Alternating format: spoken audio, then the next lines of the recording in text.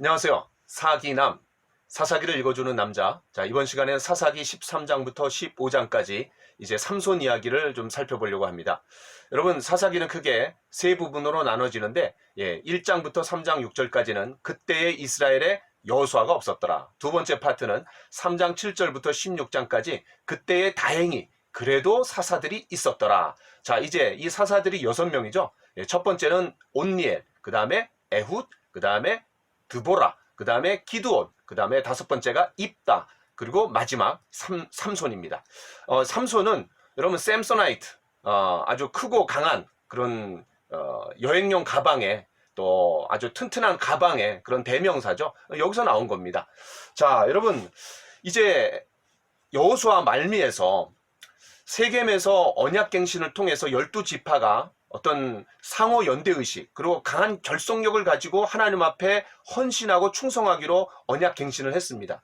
그런데 우리가 지금까지 계속해서 이렇게 보면서 뭐를 볼 수 있냐면 그런 연대의식과 강한 결속력에 균열이 생기고 심각한 문제가 생기며 그 전에 우리가 앞에서 봤던 것처럼 7개의 신이 오히려 이스라엘을 포위하고 위협하는 상황을 봤습니다.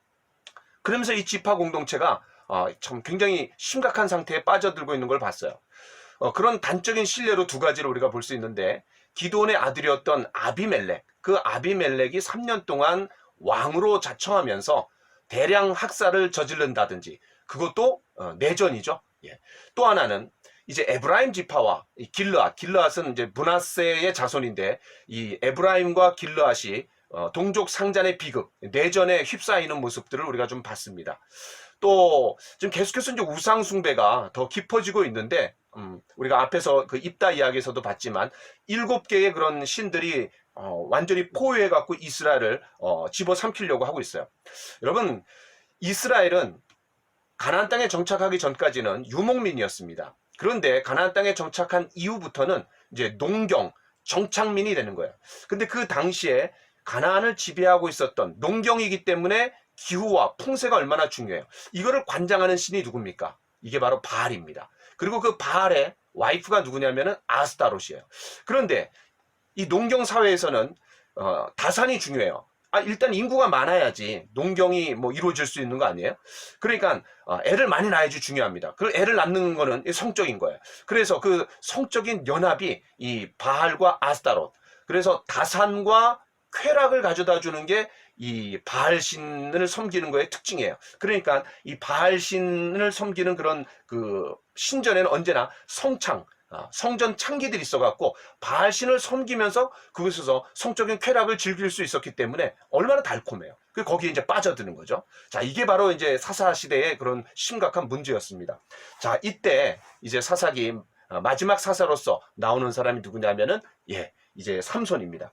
어쩌면 이 삼손은 그런 이스라엘 백성들이 점점 더 바알 신앙화 되어 가고 있고 우상 숭배에 젖어들고 있는 그런 모습을 이 삼손이 좀 보여주고 있지 않은가? 왜냐하면 이 삼손이 얼마나 여성 편력이 심했고 또 성적인 문제가 생겼잖아요. 자, 그래서 좀 그런 모습들을 우리가 좀 염두에 두면서 사사기를 좀 읽어가 보려고 합니다.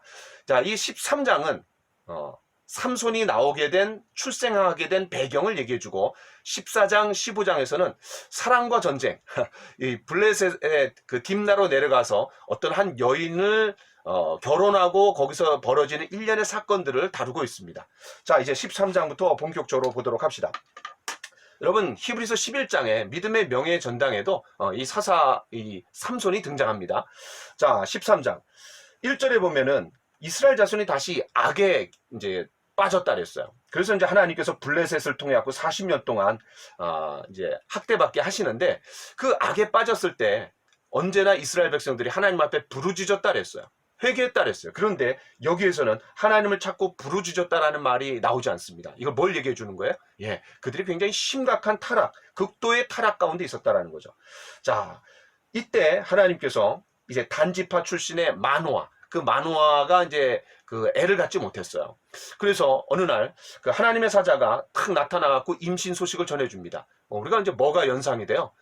세례요한하고 약간 좀 연관되는 것 같아요.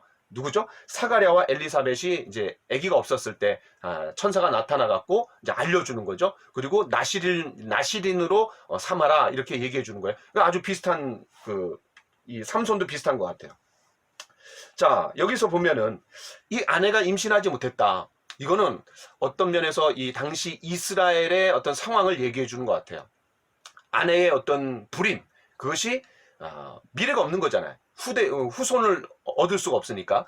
마찬가지로 그 이스라엘이 그런 불임 상태에 있지 않았을까. 나중에 이제 삼손이 이름이 탁 나오는데 그 삼손의 이름의 뜻이 뭐냐면은 작은 태양이라는 뜻입니다. 이제 삼손을 통해서 희미한 불빛이 그래도 이스라엘의 암흑과 같았는데 이제 비춰지고 있다라는 것을 좀 보여주는 하나의 어떤 문학적 그런 의미가 좀 들어있는 것 같아요. 자, 어쨌든 하나님의 사자가 임신 소식을 전해주는데 독주를 먹지 말아라. 그 다음에 어떠한 부정한 것도 먹지 말아라. 세 번째, 삭도를 대지 말아라. 자, 이게 나시린이죠. 여러분, 나시린 규정이 어디에 나옵니까? 예, 민수기 6장 1절부터 21절까지 나시린 규정이 나옵니다. 하나님 앞에 특별히 헌신한 일정 기간 동안 헌신한 사람들이 이런 부정한 음식, 또 머리에 삭도를 대지 않고 또 죽은 시체를 만지지 않는 이런 규정들을 지켜가면서 하나님 앞에 헌신하는 거죠. 자, 이런 내용들을 가지고 이제 이야기해 줍니다. 그런데 이 마노아가 아내의 하나님의 사자를 만났다라는 이야기를 들었음에도 불구하고 좀 불신이 있었는지 다시 하나님 앞에 기도하죠. 자, 다시 만나기를 원하는 거죠. 아니나 다를까 하나님의 사자가 이 마노아에게 다시 나타나갖고 똑같이 그런 상황을 연출해 줍니다. 자, 그리고 쭉 이제 읽어보시면 이해가 되고 이 마노아가 이제 나중에 하나님의 사자였다라는 것을 확인하고 뭐라 그래요? 그 염소 새끼 하나로 번제를 드릴 테니까 기다려달라. 그런데 번제는 하나님 앞에 드려라. 이러면서 그 번제에 불이 확 내려갔고, 번제를 하니까는 이제 불꽃이 있는데 그 불꽃과 함께 꺼지지 않고 불꽃을 통해 갖고 이제 하나님의 사자가 하늘로 올라가요. 그러면서 내가 진짜 하나님을 만났구나. 죽게 되었구나. 이렇게 두려워 떨었을 때 이 마노아의 아내가 뭐라 그래요? 하나님의 사자를 보고 당신을 죽이려고 했으면은 사자를 보내지도 않고 또 이런 말씀도 주시지 않고 이런 모든 상황들을 볼 때 당신을 죽이려고 한 게 아니다 라면서 이제 잘 마무리가 되죠. 자, 그 다음에 삼손의 이름이 이제 13장에 나옵니다. 자, 24절. 그 여인이 아들을 낳음에 그의 이름을 삼손이라 하니라.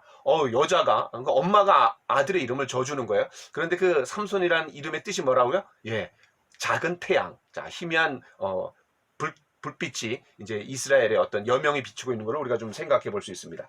자, 그 다음에 이제 14장과 15장은 블레셋 여인을 만나갖고 결혼하고 그 안에서 이루어지는 일련의 사건을 다루고 있는데 두 장을 묶어갖고 뭐 사랑과 전쟁 뭐 이렇게 표현할 수도 있을 것 같아요. 자, 여러분 이제 이 삼손을 생각해 보면 완전히 두 얼굴의 사나이예요. 무슨 말이에요? 완전 람보식 영웅이죠. 그러니까 관능미에 그냥 약해갖고 빠져드는 그런 연약함의 모습도 있지만 또 하나님의 영이 임해갖고 거룩한 전사로서의 그런 모습도 우리에게 보여줍니다. 자, 먼저 이제 1절부터 4절에 보면은 삼손이 딥나에 내려가서, 여러분 이제 14장을 읽으면서 내려가다라는 말이 몇 번 나오는지 한번 넘버링을 한번 해보세요. 여러분, 내려가다, 삼손이 어떤 그런 영적인 고도가 점점 하락하는 과정을 이런 표현을 통해서 볼 수 있습니다.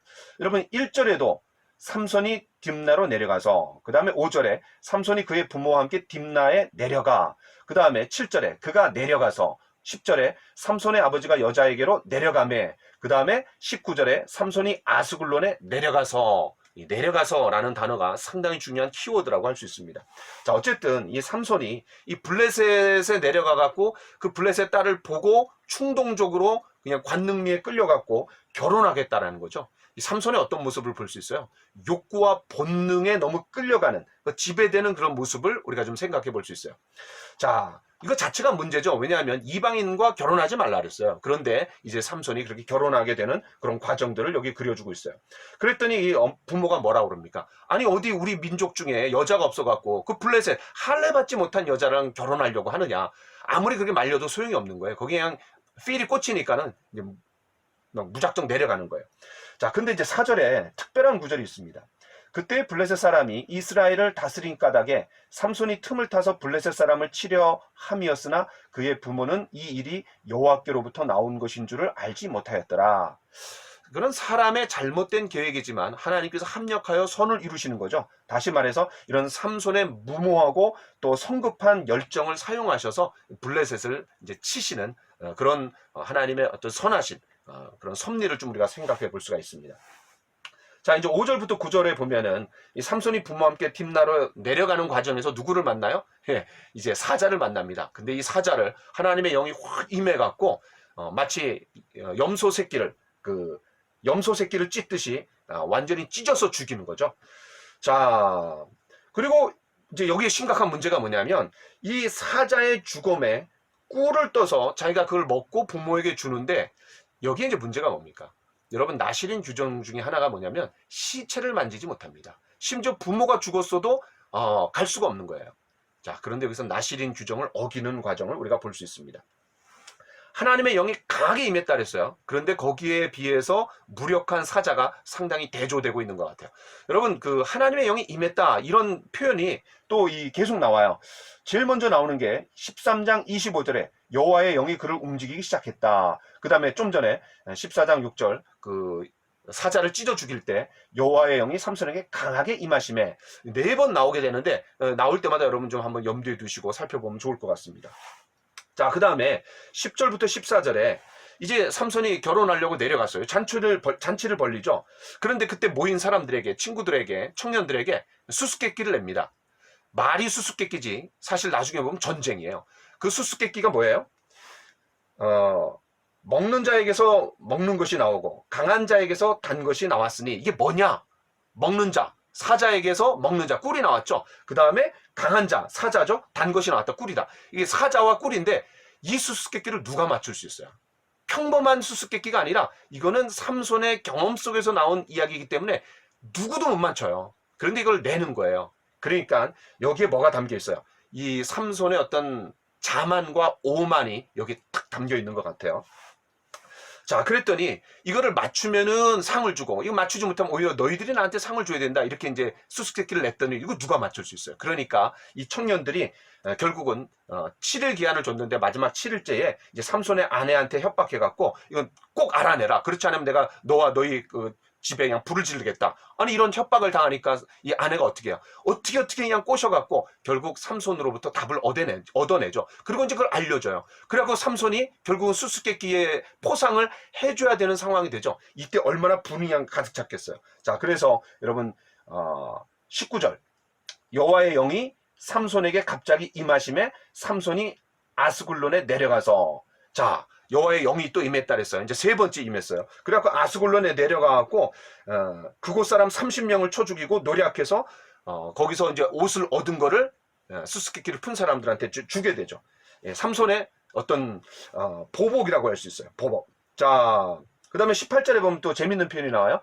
너희가 내 암송아지로 밭갈지 아니하였더라면 내 수수께끼를 능히 풀지 못하였으리라 하니라. 내 암송아지가 누구예요? 예, 여기 자기 와이프를 빗댄 거죠. 자, 그리고 밭갈지 아니하였더라면 그렇게 꼬드겨갖고 협박해갖고 답을 얻어내지 못했더라면 절대로 풀 수 없었을 거다 이렇게 얘기하는 거죠. 자, 그 다음에 이제 15장으로 가보겠습니다. 자, 이제 15장에 여러분 14장 20절에 이런 말이 있습니다. 삼손의 아내는 삼손의 친구였던 그의 친구에게 준바되었더라. 그러니까 자기 와이프인데 자기 친구에게 아내가 간 거예요. 자, 그래갖고 이제 어느 그 상황을 모른 채 이 삼손이 그 밀을 거둘 때에 염소 새끼 하나를 가지고 장인한테 갑니다. 내 아내 달라고. 그런데 이 장인이 주지 않아요. 왜 주지 않죠? 뭐라 그래요? 네가 내 아내를 싫어하는 줄 알고 내가 다른 친구한테 줬다. 그러니까 여기 저 예쁜 그 동생이 있으니까는 이 동생을 취해라. 그랬더니 이 삼손이 그냥 화가 나는 거예요. 화가 나서 어떻게 해요? 여우를 300마리를 잡아갖고 거기에다가 횃불을 질러갖고 그 당시에 이제 그 곡식을 무르익은 추수 때였는데 곡식단과 그 곡식에 그 집어넣어갖고 완전히 불태워버리는 거예요. 그랬더니 이 블레셋 사람들이 너무 화가 나는 거예요. 근데 사실은 삼손 탓을 해야 되는데 누구 탓을 하는 거죠? 그 장인과 그 여자 탓을 하는 거예요. 그 장인이 여자를 주지 않아갖고 삼손이 이런 짓을 했다라는 거예요. 그래갖고 이 장인과 그 여자를 또 불질러서 그냥 죽여요. 그러니까 또 이 삼손이 너무 화가 나요. 그래갖고 어떻게 해요? 이 블레셋 사람들한테 가갖고 원수를 갚아요. 어떻게 해요? 자, 8절에 블레셋 사람들의 정강이와 넓적다리를 크게 쳐서 죽이고 내려가서 에담 바위 틈에 머물렀더라. 숨어 있는 거예요. 그러니까 이 블레셋이 이제 진을 치고 이스라엘에게 와갖고 공격하려고 하는 거예요. 그랬더니 이스라엘 사람들이 어떻게 해요? 이 삼손을 이제 내주면은 문제가 해결되는 거 아니에요. 그 삼손을 가갖고 자초지정을 얘기하면서 야, 너 하나만 넘겨주면은 우리가 다 안전하니까 너 가라. 그랬더니 이제 삼손이 포승줄에 그냥 확 결박돼 갖고 이제 가는 거예요. 자, 그런 내용들이 이제 쭉 나오고, 자, 그런데 이제 14절 보면은 네 번째 이제 하나님의 영이 임했다라는 말이 나와요. 삼손이 레히의 이름에 블레셋 사람들이 그에게로 마주 나가며 소리 지를 때에 여호와의 영이 삼손에게 갑자기 임하심에 그의 팔 위에 밧줄이 불탄 삼과 같이 그의 결박되었던 손에서 떨어진지라. 야, 갑자기 그냥 헐크가 됐어요. 600만 불의 사나이가 됐어요. 그래갖고 하나님의 영에 의해서 이 밧줄이 그냥 완전히 다 끊어지면서 삼손이 나귀의 턱뼈를 가지고 몇 명을 죽어요? 1000명을 죽이는 거예요. 그래갖고 16절에 나귀의 턱뼈로 한 더미 두 더미를 쌓았으며 나귀의 턱뼈로 내가 1000명을 죽였도다. 자축시를 짓는 거죠. 그 나귀의 턱뼈로 어떻게 1000명을 죽입니까? 사실 하나님의 은혜와 능력으로 가능한 일이었는데 하나님을 찬양하기보다는 자기를 찬양하는 자축시를 진 거죠. 자, 그 다음에 18절에 삼손이 심히 목이 말라 여호와께 부르짖어 이르되 주께서 주의 종의 손을 통하여 이 큰 구원을 베푸셨사오나 내가 이제 목말라 죽어서 할례 받지 못한 자들의 손에 떨어지게. 그러니까 너무나 그냥 목이 말랐던 것 같아요. 갈증이 심했던 것 같아요. 그래서 이제 하나님 앞에 기도하죠. 근데 또 하나님께서 다행히 이 삼손에게 물을 주십니다. 자, 그래서 이제 그 물을 주신 곳을 뭐라 그래요? 엔핫고레. 엔핫고레의 뜻이 뭐예요? 부르짖은 자의 셈이다. 그래서 이제 이름을 짓게 됩니다. 자, 20절. 블레셋 사람의 때에 삼손이 이스라엘의 사사로 20년 동안 지냈더라.